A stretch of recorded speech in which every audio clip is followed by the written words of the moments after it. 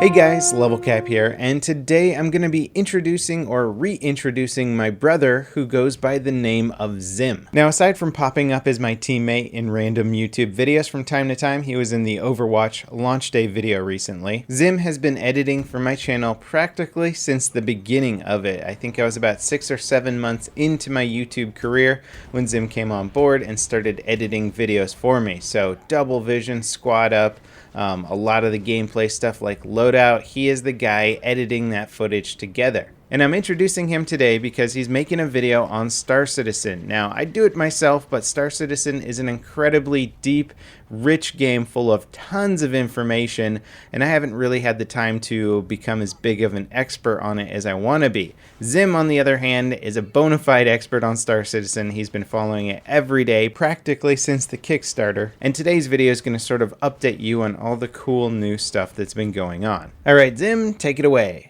Hello, this is Zim. Normally I'm behind the scenes editing for my brother's channel, but today I'm here to talk about the world's largest crowdfunded project, Star Citizen. Now, my brother calls me an expert at this game, but I would say that's impossible given the vast amount of information that's come out over the years. In this video, I'm going to talk about the recently released 2.4 patch, a new ship sale that's going on this week, where they're selling off an awesome space motorcycle / ground speeder, and then I'm going to tease some of the next big upcoming features that we might see in the next patch or later patches. Okay, so first off, 2.4. Now, this big update was delayed and hyped up a lot, but I see it as something that is laying the foundation for much bigger features that are just on the horizon. Now, the big things they did add were shopping, persistence, and this 4-deck Starfarer ship that is now currently flyable. For a while it was just a dream for players to test out these huge multi-layered ships, but now we have the freedom to do so. Now, part of the grand vision of this game involves being able to team up with other players on large ships and explore space while going on missions, explore planetary surfaces, board other ships, and get into FPS combat both on ships, outside of ships, on space stations, and on planets. Every major addition like this really lets players test out new play styles that they may not have considered before. But this ship is just a refueling ship. There are a lot of other big ships that support a wide variety of playstyles, though there is a more weaponized and armored combat variant of the ship called the Starfarer Gemini, which is actually what you're looking at right now. You might see a Gemini supporting entire fleets of ships delivering both fuel and potentially munitions, so we can expect to see more large ships like this added very soon and gameplay mechanics to support them. Okay, back to persistence and shopping. 2.4 added clothing, armor, and gun stores in the main spawn area in the mini-universe, and they added a temporary alpha currency which you can use in these stores. The few various missions that they have laid out will now give you alpha currency,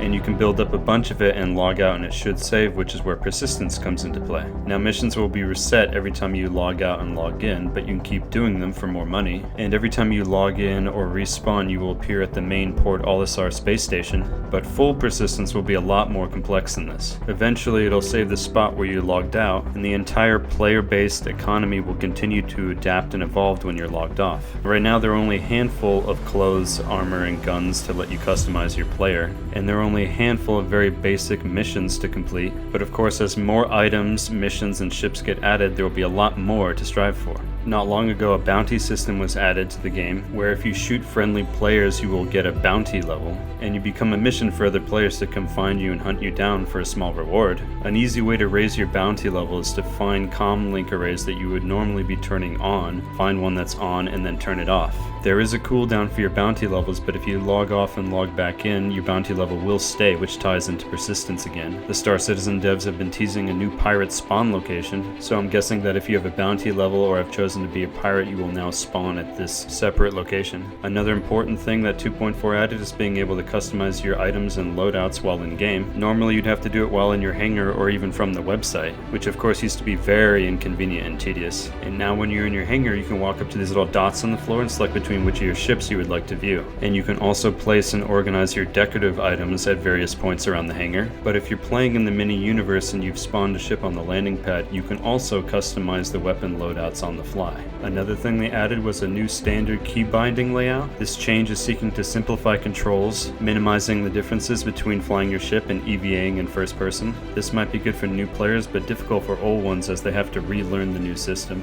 But at any point you can choose the older layout or customize them yourself. itself. Another thing that 2.4 added that I forgot to mention is the Reliant. It is not yet flyable, but you can view it in your hangar. This fighter is intended to be a starter ship with the added bonus of 2 seats, allowing new players to fly with a buddy in the same ship right from the get-go. Part of the design of this ship is that it incorporated some alien technology and has a vertical and horizontal flight mode. Vertical for flying and combat and horizontal for landing. I have a feeling that this ship will actually become flyable in one of the next patches. On to the new Dragonfly ship, which is on sale this week until the 27th. I have a feeling this is going to be a very popular ship considering that it's both cheap and designed to be like a space motorcycle. What this game needs is a lot of speeders for players to get around really quickly without having to get into their ship. What's cool about this speeder is that it functions both in space and on ground. So it has 3 modes, a space mode, ground mode, and compact mode for storage. Part of the compact mode design is that you'll be able to fit a whole bunch of these in the hangars of your other larger ships. Players have always had the desire to squeeze small fighters into their cargo bays, effectively turning their medium multi-crew sized ships into mini carriers. This should be a lot of fun as it has a variety of uses. In groups of friends you could explore planet surfaces, ambush other players as a motorcycle gang, or even conduct simple salvage and search and rescue operations, as well as many other possibilities. In the game lore, this ship is part of the Drake manufacturer, which produces cheaper ships and usually designed for pirates, but not necessarily, of course. I'd expect to see players get ambushed by these while trying to mine in asteroid fields, as the larger pirate ship home base is hidden nearby. And speaking of mobile pirate bases, this much larger and modular cargo craft is being teased, known as the Caterpillar. This ship, like many others, will have a wide variety of uses. It will also go well with other Drake ships like the Dragonfly. You could potentially fit 3 of these compact speeders into each of the cargo modules of the Caterpillar, though I also like the idea of people using these as trade ships. You could load them up with various cargo and random items you found in your travels. I think it would be funny to see players set these up as little snack trucks or a mobile restaurant and bar. Though one of the intended purposes of this ship is actually to conduct search and rescue operations, the details on that gameplay has not been fully outlined quite yet.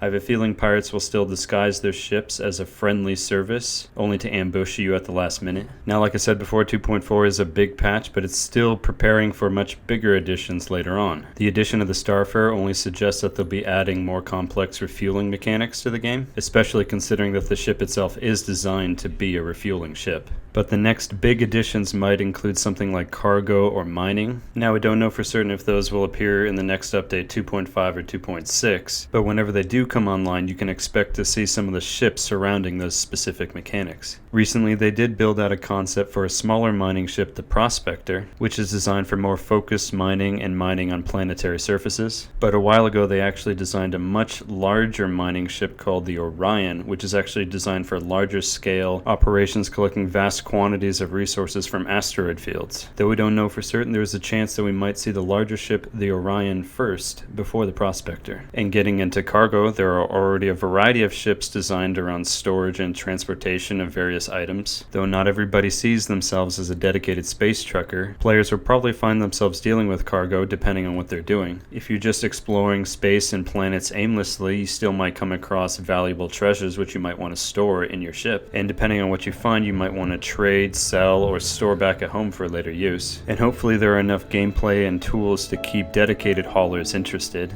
But even if there are common jobs or roles that certain players are not interested in, it will still add to immersion as they affect the flow of the economy. And if there are any boring roles that you don't want to do but still have to deal with, you could always have NPCs do them for you instead. Another big feature to look forward to is procedurally generated planets, though we don't know if we'll see this soon or much later. Though it was teased a while ago in this old tech demo, showing off that the technology was a lot further than originally expected. This was supposed to be a long-term goal that probably wasn't going to come out until after launch. But ever since they opened up the new studio in Germany, a lot of unexpected features have actually made huge amounts of progress. It's important to remember that this German studio is actually comprised of a few game devs that worked on the original CryEngine, which is what Star Citizen evolved from. Though spaceship production is a lot faster and more efficient than it used to be, I have a feeling that having a perfect team like this will really help accelerate a lot of gameplay features that we may have expected to take a lot longer. Wrapping things up, there are even bigger things to look forward to down the road, like the separate single single-player campaign for the game called Squadron 42, which is a whole separate entity in itself. Squadron 42 was said to be released at the end of this year. I always play it safe and tack on a few extra months delay for these kind of things, though it is to be featured heavily at this year's CitizenCon in October. Okay, that's about all for this basic overview of Star Citizen Alpha 2.4 and future updates to come. With this game, there's always more stuff to talk about that we could focus on in future videos, and let us know how you felt in the comments or if you have any questions about the game.